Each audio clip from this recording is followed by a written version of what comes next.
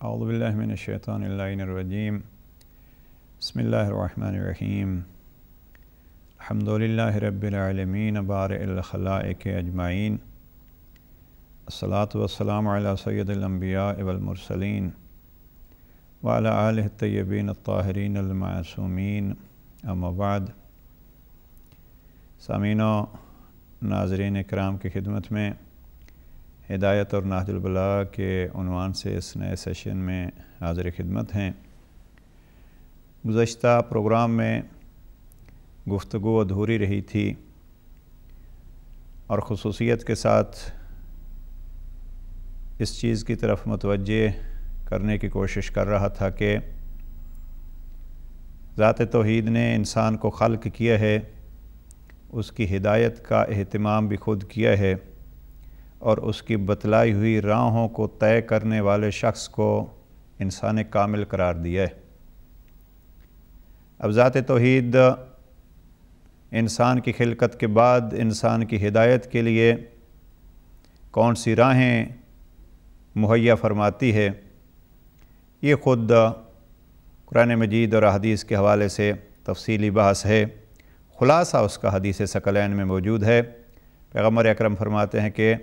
میں اس دنیا سے جا رہا ہوں اور دو چیزیں چھوڑ کے جا رہا ہوں، قرآن اور میری اہل بیت۔ اس لیے اگر انسان ہدایت پانا چاہتا ہے تو ہادی کی پہچان ضروری ہے، اور ہادی کی پہچان کی طرف جب انسان آئے گا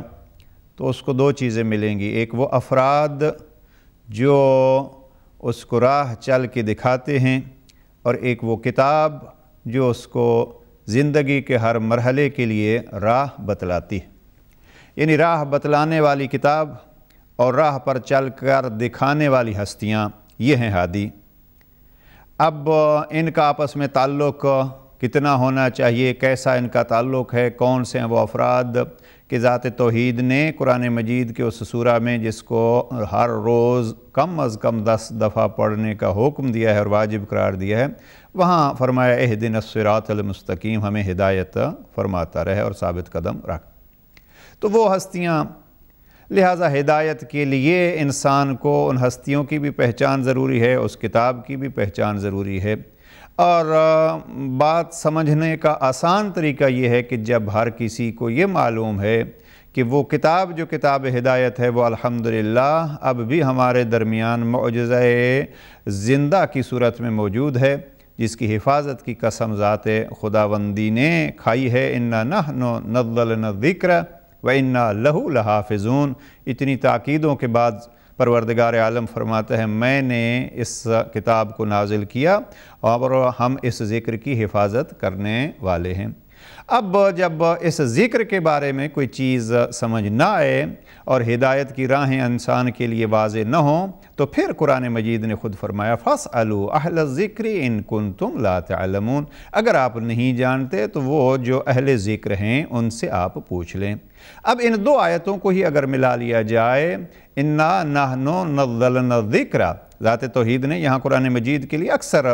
مفسرین کی بات کر رہا ہوں، بعد نے کچھ اور امور بھی درمیان میں، مثلا ایک تفسیر میں یہ ہے کہ یہ ذکر جو ہے وہ جناب پیغمبر اکرم کی ذات مراد ہے۔ یہ ذات پیغمبر اکرم بھی اسی حوالے سے جس کو ہم عرض کر رہے ہیں کہ ہادی کے عنوان سے وہ بھی، اور ہادی کے لیے پیغمبر اکرم کی ذات کے لیے بھی جو کتاب اور قانون دیا ہے اس کا نام ہے کتاب خدا قرآن مجید۔ تو ان دو آیتوں کو اگر جمع کیا جائے، اِنَّا نَحْنُ نَزَّلْنَا الذِّكْرَ وَإِنَّا لَهُ لَحَافِظُونَ، ہم نے اس ذکر کو نازل کیا ہے اور ہم ہی اس ذکر کی حفاظت کرنے والے ہیں۔ اب اس کی حفاظت کا ذمہ رب کے ذمہ ہے اور رب نے اس کو اپنے ذمہ لیا ہے، کسی بشر پر نہیں چھوڑا، اس لیے یہ معجزہ جاویدانی ہے۔ اور دوسری طرف فرمایا فَاسْأَلُوا أَهْلَ الذِّكْرِ إِن كُنتُمْ لَا تَعْلَمُونَ، اگر آپ کسی چیز کو نہیں جانتے تو پوچھ لو ان سے جو اس ذکر کو جانتے ہیں، اہل ذکر سے پوچھ لو۔ اب اہل ذکر یعنی اور کیا پوچھنے ہمیں، کچھ اور پوچھا جائے یا نہ پوچھا جائے، کم از کم جو ہے ان سے یہ ذکر جس کو قرآن مجید کہا جا رہا ہے اور جس کی قسمیں ذات توحید کھا رہی ہے، وہ اگر پوچھنا ہو تو انہی اہل ذکر سے پوچھنا ہوگا۔ اب ان ہستیوں کی پہچان کے لیے آسان نسخہ یہ ہے کہ آپ دیکھیں کہ جن کی مکمل زندگی قرآن مجید کے مطابق ہے وہی اہل ذکر ہو سکتے ہیں۔ اب وہ پہلی فرد جو ان کی جس کے بارے میں پیغمبر اکرم فرما گئے علی مع القرآن والقرآن مع علی، تو یہ ہستیاں وہ ہیں، یہ ہادی وہ ہیں۔ البتہ ایک بحث یہاں ہادی کون ہے؟ قرآن مجید کی آیات کو اگر آپ دیکھیں تو ذات توحید نے بار بار قرآن مجید میں ہدایت اپنے ذمہ لی ہے۔ ذرا اس چیز کی طرف اگر سامعین و ناظرین متوجہ رہیں گے کہ یہاں ہادی ذات توحید فرماتی ہے کہ آپ پوچھئے اور ہم نے کتاب خدا کو بھیجا ہے۔ کتاب خدا کے لیے فرمایا ہدن للمتقین، کبھی فرمایا ہدن للناس، قرآن مجید کو ہادی قرار دیا ہے۔ بعض آیات الہیہ میں ارشاد ہے رب انما انت منذر ولکل قوم ہاد، ولکل قوم ہاد، ہر قوم کے لیے ایک ہادی ہے۔ اب ان دو آیتوں کو بھی جمع کرنا پڑے گا۔ ایک طرف ذات توحید میں قرآن مجید کی وہ آیات اگر ناظرین و سامعین کی خدمت میں پیش کر دوں، مثلا قرآن مجید میں واضح طور پر ہدایت کا سلسلہ جو ہے وہ ذات توحید نے اپنے ذمہ لیا ہے، اور سورہ اعراف کی آیہ 43 کو اگر آپ دیکھیں تو یہاں ارشاد پروردگار ہوتا ہے، آیت کا وہ حصہ پڑھ رہا ہوں، وَقَالُوا الْحَمْدُ لِلَّهِ الَّذِي هَدَانَا لِهَذَا وَمَا كُنَّا لِنَهْتَدِيَ لَوْلَا أَنْ هَدَانَا اللَّهُ لَقَدْ جَاءَتْ رُسُلُ رَبِّنَا بِالْحَقِّ وَنُودُوا أَنْ تِلْكُمُ الْجَنَّةُ اُورِثْتُمُوهَا بِمَا كُنْتُمْ تَعْمَلُونَ۔ اس حصے میں جو ہم عرض کرنا چاہتے ہیں وَقَالُوا الْحَمْدُ لِلَّهِ الَّذِي هَدَانَا لِهَذَا، حمد ہے اور کامل ثنا ہے اس رب کے لیے جس نے ہماری ہدایت فرمائی۔ اس ایک حصے میں، یہ تقریباً چوتھا حصہ ہے سورہ اعراف کی آیہ 43 کا، اس ایک حصے میں 3 دفعہ لفظ ہدایت استعمال ہوا ہے، اور ذات پروردگار نے اس آیت میں لفظ ہدایت کو اپنے ساتھ منسوب کیا ہے، میں ہدایت کرتا ہوں، ہم ہدایت کرتے ہیں۔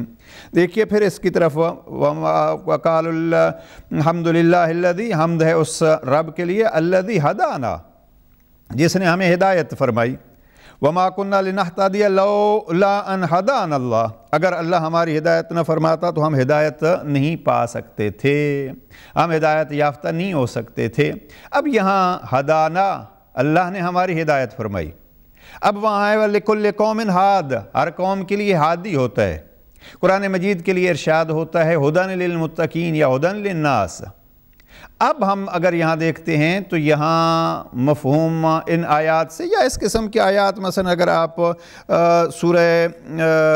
رعد کی آیات کو دیکھیں تو سورہ رعد کی آیہ نمبر 7 میں اسی قسم کا ارشاد پروردگار ہوتا ہے، جہاں ارشاد ہوتا ہے انما انت منذر ولکل قوم ہاد۔ اب یہاں ذات توحید فرماتی ہے کہ ہر قوم کے لیے ایک ہادی ہے۔ اب یہاں ہر قوم کے لیے ہادی ہے، یہاں مراد خدا نہیں ہے، یہاں ہادی سے مراد لِكُلِّ قَوْمٍ ہاد، یعنی ہر قوم کے لیے الگ الگ ہادی ہوتا ہے۔ اب اگر الگ الگ ہادی ہوتا ہے تو ہادی مطلق ذات توحید ہے، وہاں پہلی آیت میں ارشاد ہوتا ہے کہ ہم ہدایت فرماتے ہیں۔ اب یہاں ارشاد پروردگار ہوتا ہے کہ ہر قوم کے لیے ایک ہادی ہوتا ہے۔ یا بعض دوسری آیات میں جناب پیغمبر اکرم کو خطاب ہوتا ہے اور ارشاد ہوتا ہے، یہ سورہ فرقان کی آیہ نمبر اگر 31 آپ دیکھیں تو اس آیہ 31 میں ارشاد ہوتا ہے وَقَفَا بِرَبِّكَ هَادِيًا وَنَصِيرًا، آپ کی ہدایت کے لیے اللہ کافی ہے۔ اب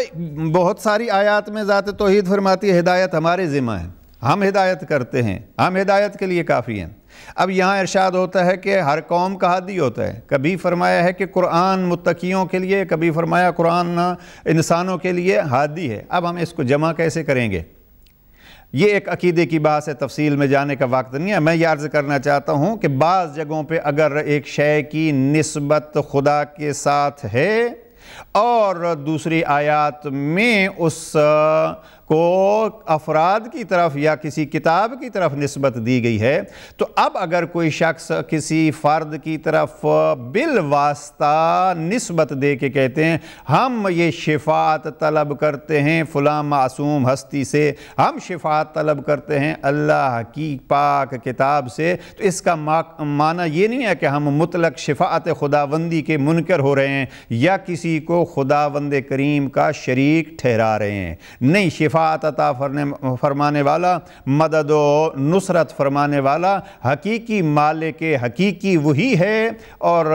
مدد بھی اسی سے ہے، شفاعت بھی اسی سے ہے، توسل جو ہم کرتے ہیں اس کا بھی مقصود اتم وہی ہے۔ لہٰذا یہ درمیان میں واسطے اگر کبھی آ جائیں تو ان واسطوں کو درمیان میں، ان وسیلوں کو درمیان میں دیکھ کر کسی پر شرک کے فتوے نہیں لگائے جا سکتے۔ گزشتہ سیشن میں ہم نے یہ عرض کیا تھا اگر کوئی کتاب درمیان میں رب تک پہنچنے کا واسطہ بن جائے تو اس کو شرک نہیں کہا جا سکتا، اگر کوئی فرد درمیان میں واسطہ بن کے آئے تو اس پر بھی شرک کا فتویٰ نہیں لگایا جا سکتا۔ اب اگر کوئی جگہ، کوئی محل، کوئی مقام، مثلا مسجد ہے، ہم مسجد کے اس تقدس کے، مسجد کے اس طہارت کے، مسجد کی اس اہمیت کے کیوں قائل ہیں؟ کیا خداوند کریم معاذ اللہ کہیں کسی ایک مخصوص جگہ پہ ہے یا کوئی مخصوص جگہ اس کی ہے باقی ساری کسی اور کی ہے؟ نہیں، ایک شے کو نسبت دی جاتی ہے اور اس نسبت کی وجہ سے پھر وہ شے بھی مقدس ہو جاتی ہے۔ وہاں رب کی ذات کو یاد کیا جاتا ہے، جہاں رب کی ذات کو یاد کیا جائے وہاں کے کچھ مخصوص احکام ہوتے ہیں، اس کا کچھ احترام ہوتا ہے۔ اب اگر مزارات مقدسہ ان کو ہم اس نگاہ سے دیکھیں، وہ مساجد ہیں، وہ جگہ ہیں جہاں رب کے قرب کا ذریعہ تلاش کیا جاتا ہے اور رب کے دربار میں ان ہستیوں کو وسیلہ بنا کے سجدہ کیا جاتا ہے۔ سجدہ خدا کا ہوتا ہے، جیسے مسجد میں ہم وہ دیوار کے سامنے، محراب کے سامنے بھی تو کچھ ہے۔ اب محراب کے سامنے کچھ ہے، یا مثلا آپ پیچھے صفوں میں کھڑے ہیں اور آپ کے سامنے کچھ افراد کھڑے ہیں، تو مقصد یہ نہیں ہوتا کہ اس کی عبادت کی جا رہی ہے یا مسجد کی عبادت کی جا رہی ہے۔ نہیں، عبادت اس اللہ کے لیے مخصوص ہے جو وحدہ لا شریک ہے۔ اب جیسے ہدایت کے عنوان سے میں یہ عرض کر رہا تھا، ہدایت کامل اس کے اختیار میں ہے، لیکن وہ کبھی کسی کتاب کو ذریعہ ہدایت بنا لیتا ہے، کبھی کسی فرد کو وَلِكُلِّ قَوْمٍ ہاد، کبھی کسی ہستی کو ذریعہ ہدایت بنا لیتا ہے۔ جو ذریعہ ہدایت ہوتے ہیں وہ کتاب کی صورت میں ہوں، وہ افراد کی صورت میں ہوں، تو وہ رب تک پہنچانے کا ذریعہ ہیں۔ اس لیے ہم جب ائمہ کی امامت کے قائل ہوتے ہیں، ان ہادیوں کو ہادی مطلق مانتے ہیں، تو پھر یہی کہتے ہیں کہ یہ وسیلہ ہیں ذات پروردگار تک پہنچانے کا اور اس مقصود کے حصول کا۔ تو ان فتاووں پہ غور کرنا چاہیے۔ بعض افراد جو ہیں وہ ایک آیت کو لیا اور اس آیت کو لے کے جو ہے وہ فتویٰ صادر کر دیا۔ نہیں، فتویٰ صادر کرنے کے لیے انسان کو زندگیاں خرچ کرنی پڑتی ہیں، اور سب سے ضروری یہ ہے، میں نے گزشتہ سیشن میں بھی عرض کیا تھا کہ فتویٰ دینے کے لیے ضروری یہ ہوتا ہے کہ انسان خدا کی ذات کو سامنے رکھے اور اس کا فتویٰ قربتاً اللہ ہو، یعنی اس کا فتویٰ یہ ہو کہ میں جو چیز درک کر سکا اس پہ اگر میں خود عمل کروں گا یا میرے چاہنے والے میرے مقلدین کچھ عمل کریں گے، تو چونکہ میں نے اس راہ میں پوری محنت کی ہے، اللہ اس کا اجر دے گا اگرچہ وہ اس میں خطا بھی کر جائے۔ تو یہ ایک اجتہاد کا مسئلہ جو ہے وہ ہم آج کل ایک سلسلہ یہ ہے کہ اجتہاد جو شخص جو ہے وہ قال یقول کا ترجمہ کر لیتا ہے، وہ سمجھتا ہے میں مجتہد ہوں، اور پھر اپنے انداز سے وہ فتوے تک کی نوبت آ جاتی ہے۔ لہٰذا یہ ضروری ہے، فتاویٰ کے لیے بہت ساری چیزیں میں نے گزشتہ سیشن میں عرض کیا تھا، اور نہج البلاغہ کے خطبہ نمبر 18 کے حوالے سے اس بات کو دہرا رہا ہوں۔ وہ یہ عرض کی تھی کہ آپ دیکھیے، جو شخص اپنے علمی کمالات کو حاصل کرنے کے بعد کوئی ایک اپنی رائے کا اظہار کر رہا ہے، تو اس کی رائے تابع حکم مولا ہونی چاہیے، اس کی رائے اپنی نفس کے تابع نہیں ہونی چاہیے، یہ مین شرط ہے۔ لہٰذا خطبہ 18 میں جو حکم ہے اور مذمت ہے وہ ان افراد کی ہے جو اپنی رائے کو اہمیت دیتے ہیں، اپنے مولا کی رائے کو اہمیت نہیں دیتے، یا ان کا مولا جو ہے وہ ہے، اس خطبے میں وہ بھی اشارہ ہے، یا وہ اس کا مولا بھی وہ ہے، اس کا سردار بھی وہی ہے جو اپنی رائے کا تابع ہے، اللہ کی مرضیوں اور اپنے امام کی اور اپنے ولی کی رائے کا تابع نہیں ہے۔ تو یہ فتوے میں کم از کم یہ چیز جو ہے وہ دونوں طرف مد نظر رکھنی چاہیے۔ بعض لوگ جو ہیں وہ فتوے کی مخالفت کرتے ہیں، اور بعض اکثر جو بالخصوص ماہ شوال چونکہ ایک واقعاً غم انگیز مہینہ ہے اس اعتبار سے کہ جنت البقیع کے پامال ہونے کا مہینہ ہے، اور آج تک وہ سلسلے جو ہیں وہ آگے بڑھائے جا رہے ہیں۔ خداوند کریم ان افراد کو عقل عطا فرمائے کہ جو شخص اسلام کی روپ میں اسلام کے مقدسات کو پامال کرنے میں مصروف ہیں۔ افسوس سب سے بڑا یہی ہوتا ہے کہ اسلام کا نام لے کے پھر اسلام کے بڑا خوب کا کسی عرب کا ایک پورا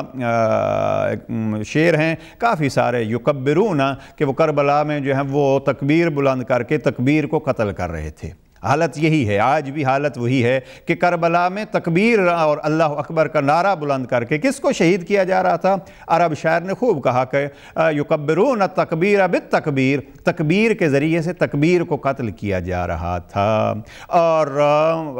جورج جرداق کے یہ جملے ہیں، ایک عیسائی کے جملے ہیں جناب امیر علیہ السلام کی شہادت کے بارے میں کہ قتل فی محراب عبادت ہی لشدت عدالت۔ وہاں ہمارے استاد محترم فرمایا کرتے تھے کہ جناب امیر علیہ السلام کو دشمن خدا نے خانہ خدا میں قربتاً الی اللہ کے لیے قتل کیا۔ وہ اس کا بھی مقصد یہی تھا کہ میں قرب خدا، اس لیے کہ خارجی تھا اور خارجیوں کا نظریہ جو ہے وہ آپ کے سامنے لا حکم الا للہ، حکم فقط اللہ کے لیے ہے۔ لہٰذا اس وقت جو یہ فتوے جاری کیے جا رہے ہیں وہ یقیناً وہ کربلا والی صورت ہے کہ تکبیر کو تکبیر کے نام سے قتل کیا جا رہا ہے۔ اس لیے اس گروہ تکفیری کا اسلام کے ساتھ اس بنیاد سے کوئی تعلق نہیں ہے۔ اسلام کا ہر درد رکھنے والا ان کے ان کارناموں سے متنفر ہے اور براءت کا اظہار کرتا ہے۔ بہرحال یہ بات ضمناً آ گئی تھی کہ ہادی کی اگر تلاش کرنی ہے تو ہادی قرآن مجید کے حوالے سے ذات توحید نے ہدایت کا ذمہ اپنے اوپر لیا ہے، لیکن پھر وَلِكُلِّ قَوْمٍ ہاد اور کتاب خدا کو بھی ہدایت کا ذریعہ قرار دیا ہے۔ تو قرآن مجید ہو یا وہ ہادی ہوں، ان کو درمیان میں واسطہ بنانا پڑے گا۔ خداوند کریم کی ذات ہر کسی پہ نہ فرشتے کو بھیج کے وحی نازل کرتی ہے اور نہ ہی اس کے سرہانے کے نیچے کوئی رات کو اس کے احکام جاری ہوتے ہیں۔ فرشتہ بھی آیا تھا تو بس پیغمبر اکرم کو پیغام دے کے، اور جب پیغمبر اکرم کی رحلت ہوتی ہے تو اس وحی کا سلسلہ منقطع ہو گیا، اور وہ وحی جو اس وقت تک آئی تھی وہ قیامت تک قرآن مجید کی صورت میں محفوظ ہے۔ اسی طریقے پہ جب قرآن مجید قیامت تک محفوظ ہے تو اس قرآن مجید کے وہ ترجمان حقیقی جو اس کی تہوں اور اس کے بطون سے آشنا اور آگاہ ہیں، وہ ہستیاں امامت کی صورت میں قیامت تک موجود ہیں۔ اس لیے ہم کہتے ہیں کہ 12واں امام اس وقت بھی موجود اور زندہ ہیں، اور جہاں ضرورت ہوتی ہے وہ پردہ غیبت میں رہ کے بھی اس دین کی حفاظت کے اہتمام کرتے ہیں۔ لہٰذا یہ بحث جو ہے وہ اس حد تک ہم ختم کرتے ہیں، اس لیے کہ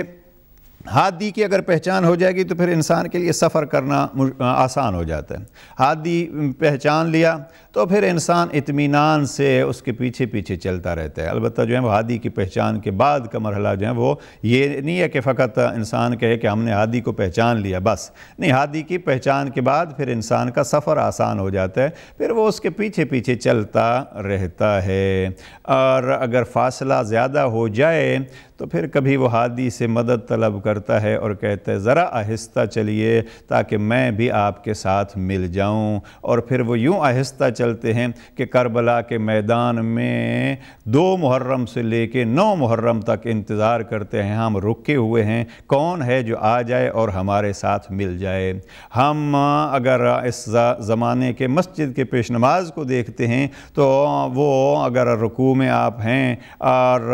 2 دفعہ 3 دفعہ وہ ذکر بڑھا سکتا ہے، لیکن امام معصوم جو ہیں وہ مدینہ چھوڑ کے مکہ پہنچ جاتے ہیں۔ جناب سید الشہداء مکہ پہنچ جاتے ہیں اور مکہ میں بیٹھے انتظار کر رہے ہیں کون ہے جو امام سے مل جائے۔ جب وہاں سے نکلنے لگے تو پورا ایک دن پہلے جو ہے وہ اعلان کیا کہ جو طرف جا رہا ہوں۔ اب یعنی اللہ کے گھر میں اللہ کا ولی، البتہ اس میں اگر بحث کی جائے تو ایک بحث ہو سکتی ہے، اور وہ یہ ہے کہ آیا یہاں 2 ہادی ہیں خود قرآن مجید کے حوالے سے، اور ایک ہادی تو یہ لکل قوم ہاد، اور مکہ کی اپنی اہمیت اور بیت اللہ کی اپنی اہمیت، وہ بھی ایک ہدایت کا ذریعہ ہے۔ لیکن یہاں 2 چیزیں جمع ہیں، امام وقت بھی موجود ہے، اللہ کا گھر بھی موجود ہے۔ اب بیت اللہ میں جناب سید الشہداء یہ اعلان کر رہے ہیں کہ جو شخص بھی لقاء اللہ کا طلبگار ہے فَلْيَرْحَلْ مَعَنَا، وہ ہمارے ساتھ ہمارا ہم سفر ہو جائے۔ وہ کہہ بھی کب رہے ہیں جناب سید الشہداء؟ کہہ رہے ہیں 8 ذی الحجہ کو، یعنی جب حج کے ایام شروع ہو رہے ہیں جناب سید الشہداء وہاں سے کوچ کر کے کربلا کے سفر کا ارادہ کر کے وہاں مکہ کو چھوڑ کے یہ بتلا رہے ہیں کہ بعض اوقات یہ مکے کی اہمیت کو کم کرنے کی بحث نہیں ہے، یہ میں عرض کر رہا ہوں کہ 2 چیزیں ہیں، ایک وقت ہے امام وقت اور ایک ہے بیت اللہ۔ اب ان 2 چیزوں میں بھی ایک وقت ایسا آیا کہ امام وقت کو فوقیت دے کے اگر مکے کو چھوڑنا بھی پڑے۔ مکے کی جب بات آتی ہے تو لوگ کہتے ہیں حج جو ہے وہ حج ایک بہت اہم واجب ہے، اور خود نہج البلاغہ میں جناب امی علیہ السلام نے اپنی آخری وصیت میں اپنے بیٹوں کو بھی فرمایا ہے، میرے فرزندان اللہ کا گھر کبھی خالی نہ رہے، اللہ کے گھر کو آپ زیارت کرتے رہیں۔ اور اللہ والوں نے خود جناب امام حسن مجتبی علیہ السلام نے 25 حج جو پاپ ادا کیے ہیں، تو یہ خود اہمیت ہے۔ لیکن اگر کہیں ایسا زمانہ آ جائے ایک طرف امام وقت ہے ایک طرف ایک مقام ہے، تو اب اس میں امام وقت کو اور اس ہادی برحق کو فالو کرنا چاہیے۔ تو یہ ہدایت کی بحث بہرحال اس حوالے سے ہے کہ ائمہ معصومین علیہ السلام نے کتنی دیر تک انتظار کی ہے کوئی جو ہمارے ساتھ مل جائے اور ہم اس کی ہدایت کا ذریعہ بن جائیں۔ لہذا ہادی کو اگر پہچانا تو ہادی کی پہچان کے بعد ضروری یہ ہے کہ اب اس ہادی کے پیچھے پیچھے چلتے رہیں۔ کبھی انسان کی رفتار آہستہ ہو تو وہاں بیٹھے، کبھی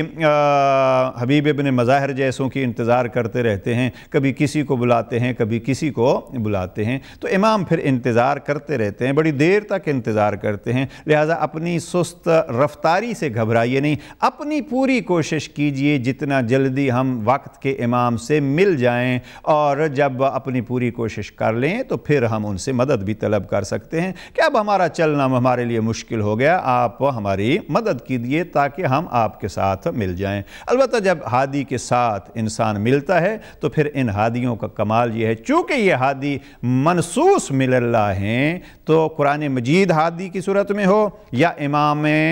معصوم ہادی کی صورت میں ہو، وہ کیا کرتے ہیں؟ ان کا پھر مقصود ہے کہ یہ دونوں ہادی جو رب کی طرف سے ہادی بن کے آئے ہیں، پھر یہ ہدایت کیا کرتے ہیں؟ ہدایت کا اولین معیار اور بلند ترین معیار ان کا کیا ہے کہ وہ پھر خدا سے ملا دیتے ہیں، قرب خدا کا ذریعہ بن جاتے ہیں۔ تو عرض یہ کر رہا تھا کہ انسان نے جب ہادی کو صحیح انداز میں پہچان لیا، اور اس بات کو میں کافی دفعہ ریپیٹ کر چکا ہوں، جب انسان نے ہادی کو پہچان لیا تو پھر انسان اب وہ سفر سکون اور اطمینان سے کرتا ہے۔ لہٰذا اطمینان کے لیے اگر شریعت کے احکامات پر عمل کرنا ہے تو اس اطمینان کے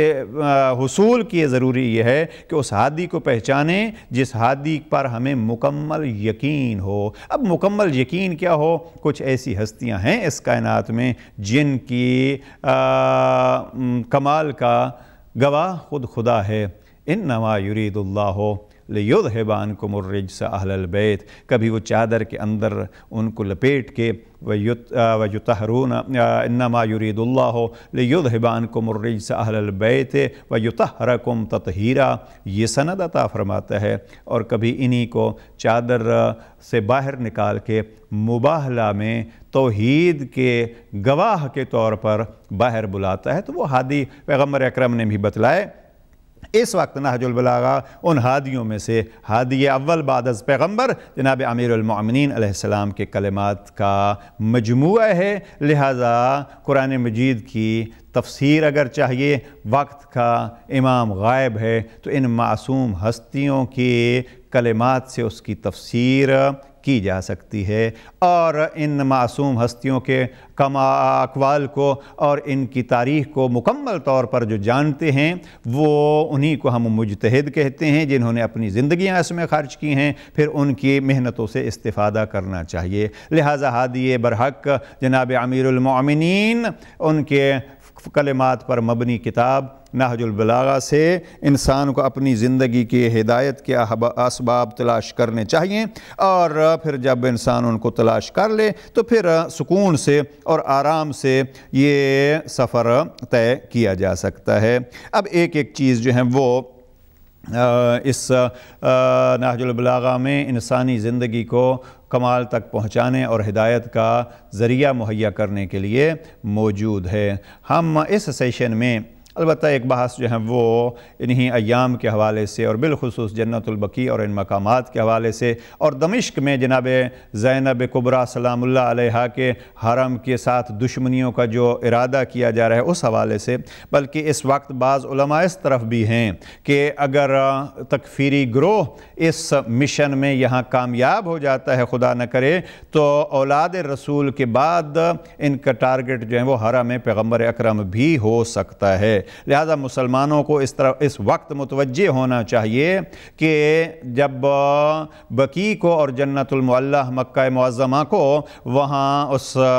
ان مزارات کو مسمار کیا گیا تھا، تو جن فتاویٰ کی بنا پر یہ مزارات بقیع و جنت المعلیٰ مسمار کیے گئے تھے ان میں کوئی قید نہیں ہے، فقط جناب پیغمبر اکرم کے مزار گرامی کے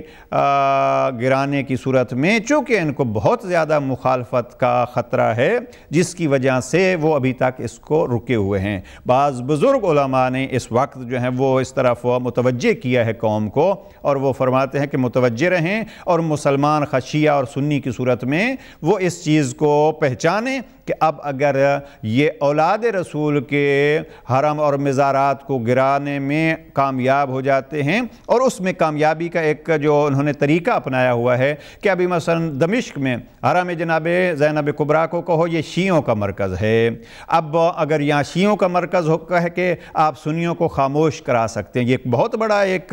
دشمن کا پلان ہے کہ شام کی جنگ کو جو ہے وہ شیعہ سنی جنگ جو ہے وہ شام میں شیعہ بہت معمولی تعداد میں ہیں، اکثریت اہل سنت کی ہے، وہاں عیسائی بھی ہیں اور دوسرے گروہ بھی ہیں۔ بہرحال ہم بات جناب سیدہ زینب سلام اللہ علیہا کے مزار کی کر رہے ہیں۔ اس مزار میں ہم نے اپنی آنکھوں سے اہل سنت کو بھی وہاں جناب سیدہ کو وسیلہ بنا کے دعائیں مانگتے ہوئے اور گڑ گڑا کے اور رو کے رب سے سوال کرتے ہوئے دیکھا ہے۔ اس علاقے سے بھی سنی علماء بھی تشریف لے گئے ہیں وہاں اور اپنی حاجات وہاں سے طلب کرتے رہے ہیں وسیلہ بنا کے۔ تو اس کو ایک موضوع بنایا جا رہا ہے تاکہ اس وقت آپ ان کو حرم جناب زینب کبریٰ سلام اللہ علیہا کے حوالے سے الگ کریں۔ شیعہ ابھی کہیں گے کہ یہ حرم ہمارے ساتھ مربوط ہے، پھر سنی جو ہیں وہ خاموش رہیں گے، اور ایک وقت وہ آئے گا کہ اگلا مرحلہ جو ہے وہ دشمن کو کم از کم اتحاد کے ذریعے سے یہ واضح کرنا چاہیے، ہمیں اس دشمن کے سامنے یہ واضح کرنا چاہیے کہ یہ مسئلہ شیعہ سنی کا نہیں ہے، یہ مسئلہ مزارات کا، یہ اسلام کا مسئلہ ہے، اور یہ اسلام کے ان عظیم ہستیوں کی پہچان کا ذریعہ ہے اور ان کی نشانیوں کا ذریعہ ہے۔ لہذا کبھی بھی ان مراحل میں بقیع ہو یا جنت المعلیٰ، دمشق کا خطرات میں موجود یہ حرم جناب زینب کبریٰ ہو یا مزار گرامی جناب پیغمبر اکرم مدینہ میں ہو، کسی وقت بھی شیعہ سنی میں یہ تقسیم نہیں ہوگی انشاءاللہ، اور وہ گروہ جو یہ کوشش کر رہا ہے کہ ان کو تقسیم کر دے، نہیں، ان مزارات کے ذریعے سے اور ان کے واسطے سے انشاءاللہ یہ ہمیشہ ایک رہیں گے۔ اور اس طرف علماء کرام کو خصوصیت کے ساتھ یہ توجہ کرنی چاہیے۔ بعض لوگ جو ہیں وہ علماء کے روپ میں دونوں طرف شیعہ علماء کے روپ میں بھی ایک بہت سلسلہ چل رہا ہے، مثلاً جناب ام المؤمنین کی توہین کے حوالے سے، ابھی وقت نہیں ہے، میں انشاءاللہ کوشش کروں گا اگلے سیشن میں، جناب ام المؤمنین حضرت عائشہ کے حوالے سے اختلافات اپنی جگہ پہ ہوتے ہیں۔ اب وہ جنگ جمل کا واقعہ ہم اس کو بھول نہیں سکتے، لیکن توہین کم از کم ہم اس کو اس نگاہ سے دیکھیں جس نگاہ سے جناب امیر المومنین نے دیکھا تھا۔ اور میں یہاں 2 خطبے جو ہیں وہ جناب مفتی جعفر حسین مرحوم کا یہ نہج البلاغہ کا ترجمہ میرے سامنے موجود ہے، اس میں جا کے دیکھیے صفحہ نمبر 408 میں اور صفحہ 449 میں 2 جگہ پہ جناب امیر علیہ السلام نے کس انداز میں مذمت کی ہے ان افراد کی جو افراد زوجہ رسول کو لے کے میدان جنگ میں پہنچ گئے۔ جناب پیغمبر اکرم نے ان کو کہا کہ آپ نے اپنے حرم کو اور آپ نے اپنی عزتوں کو گھر میں بٹھایا ہوا ہے اور پیغمبر کی عزت کو آپ میدان میں لے آئے ہیں۔ تو یہ چیزیں جو ہیں وہ اختلافی طور پر شیعہ کی طرف سے اس قسم کے افراد سامنے آ رہے ہیں جو یہ توہین کر کے تقسیم کرنا چاہتے ہیں، اور دوسری طرف جو ہیں وہ کچھ افراد ایسے چھوٹے چھوٹے مسائل کو لے کے کفر کے فتوے جو ہیں وہ جاری کر رہے ہیں۔ اس لیے علماء اہل تشیع اور علماء اہل سنت کو اس طرف متوجہ رہنا چاہیے کہ ہمارے اپنے اندر علماء کے روپ میں وہ چھوٹے چھوٹے اختلافاتی مسائل کو لے کے جو لوگ الجھا رہے ہیں وہ حقیقت میں کسی اور کے ایجنڈے پہ کام کر رہے ہیں، جن کا مین ایجنڈا یہ ہے کہ ہم اس تقسیم کو اور زیادہ کریں تاکہ شیعہ سنی تقسیم ہو۔ اب آپ دیکھیے اس وقت جو شام میں یہ جو اختلافات ہو رہے ہیں ان کا فائدہ سب سے زیادہ کس کو ہے؟ سب سے زیادہ ان عرب ممالک کی حکومتوں کو کمزور کرنے کا فائدہ اسرائیل کو ہے۔ جب یہ فائدہ اسرائیل کو ہے تو کیا کون افراد ہیں جو اسرائیل کے فائدے کے لیے کام کر رہے ہیں؟ پچھلے ہفتے یہ بہت خوب جملہ کہا حزب اللہ کے رہنما سید حسن نصر اللہ نے کہ ہم شیعہ ہیں اور ہم یہ اعلان کر رہے ہیں کہ ہم کبھی بھی مظلوم کی حمایت اور فلسطینیوں کی حمایت سے دستبردار نہیں ہوں گے۔ یہ ایک شیعہ سکالر وہاں ساری تکلیفیں برداشت کر کے یہ اعلان کر رہے ہیں، لیکن وہ کون ہے اسلام کا نام لینے والے جو ان گروہوں کی مالی اور اسلحہ کے طور پر اور ہر اعتبار سے مدد کر رہے ہیں اور اپنے افراد کو وہاں بھیج رہے ہیں تاکہ ابھی مصر ہو، چلیں ہم وہاں کہتے ہیں کہ وہاں شیعہ سنی جنگ آپ قرار دے رہے ہیں، مصر میں اگر ایک مخصوص طبقے کی حمایت بعض حکومتیں کر رہی ہیں اور اسلام کا نام اور اسلام کے ٹھیکیدار ہیں تو اس طرف ہمیں توجہ کرنی چاہیے۔ انسان کو چاہیے کہ وہ اپنے عقل کو استعمال کرے۔ بہرحال بحث دوسری طرف چلی گئی۔ میں نہج البلاغہ کے حوالے سے یہ عرض کرنا چاہتا تھا کہ اب اگر ہادی کو پہچانا ہے تو ان ہادیوں نے زندگی کے لیے جو ہدایت کے بعض اصول قرآن مجید کی تفسیر کے طور پر پیش کیے ہیں ان پر غور کرنی چاہیے۔ آج جس مسئلے کو میں لینا چاہتا ہوں، یہ چند حوالے جو ہیں وہ اور نہج البلاغہ میں سے تھے جو اس وقت عرض نہیں کر سکا۔ میں ایک مسئلے کی طرف خصوصیت کے ساتھ سامعین و ناظرین کی توجہ مبذول کرانا چاہتا ہوں، اور وہ ایسا